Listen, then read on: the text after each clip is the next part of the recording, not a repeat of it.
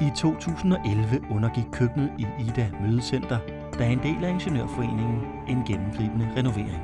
Ida Mødecenter er et 5-stjernet konferencecenter, som årligt betjener mere end 100.000 gæster, der bespises i de 3 restauranter, som mødecentret huser.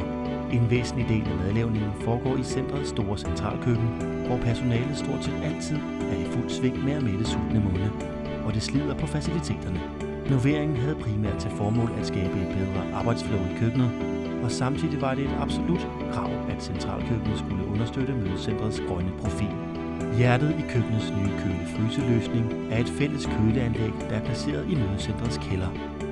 Herfra forsynes samtlige af køkkenets køleenheder, heriblandt bardiske, kølerum, køleborde, køleskabe og store roll-in køleskabe, i alt 12 enheder.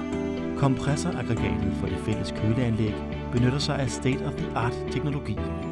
Det specielle ved anlægget er blandt andet konstruktionen med vandkølede kondensatorer, som køles af havvand fra Københavns Havn.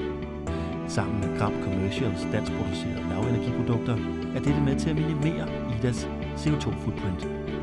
Dermed er køleanlægget ikke bare en ekstremt pladsbesparende løsning for køkkenet, det er også en gevinst, både driftsøkonomisk og miljømæssigt.